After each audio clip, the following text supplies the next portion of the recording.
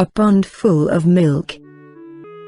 Once there was a king who told some of his workers to dig a pond. Once the pond was dug, the king made an announcement to his people saying that one person from each household has to bring a glass of milk during the night and pour it into the pond. So, the pond should be full of milk by the morning. After receiving the order, everyone went home. One man prepared to take the milk during the night. He thought that since everyone will bring milk, he could just hide a glass of water and pour inside the pond. Because it will be dark at night, no one will notice. So he quickly went and poured the water in their pond and came back. In the morning, the king came to visit the pond, and to his surprise the pond was only filled with water. What has happened is that everyone was thinking like the other man, that I don't have to put the milk, someone else will do it. Moral of the story: do not think that others will take care of it. Rather, it starts from you. If you don't do it, no one else will do it. So, change yourself and that will make the difference. Don't change the world.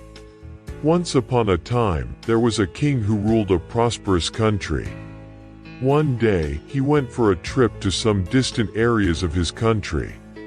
When he was back to his palace, he complained that his feet were very painful, because it was the first time that he went for such a long trip, and the road that he went through was very rough and stony.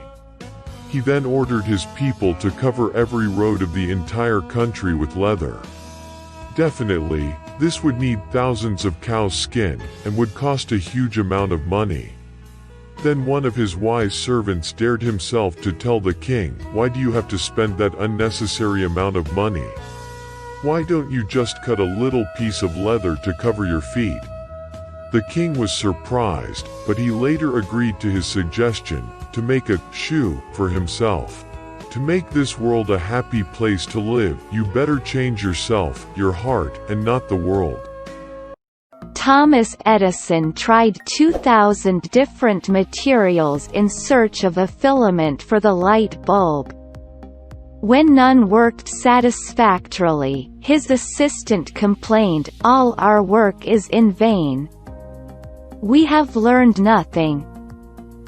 Edison replied very confidently, "Oh, we have come a long way and we have learned a lot.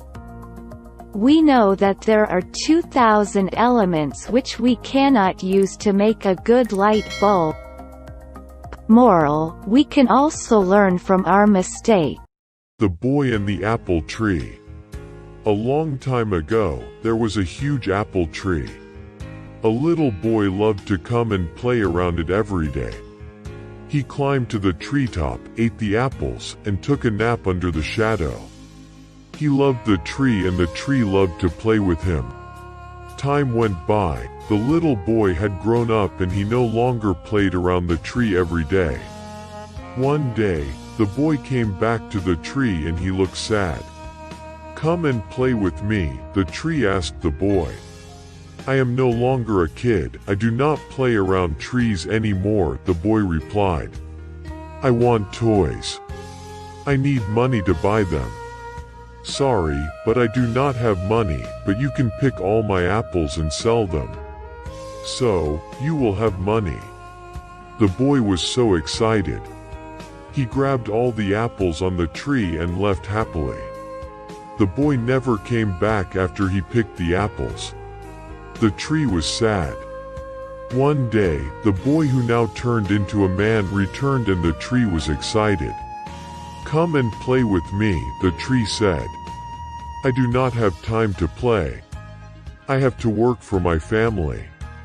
We need a house for shelter. Can you help me?" "Sorry, but I do not have any house.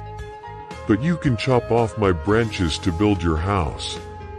So the man cut all the branches of the tree and left happily. The tree was glad to see him happy, but the man never came back since then. The tree was again lonely and sad. One hot summer day, the man returned and the tree was delighted. "Come and play with me," the tree said. "I am getting old.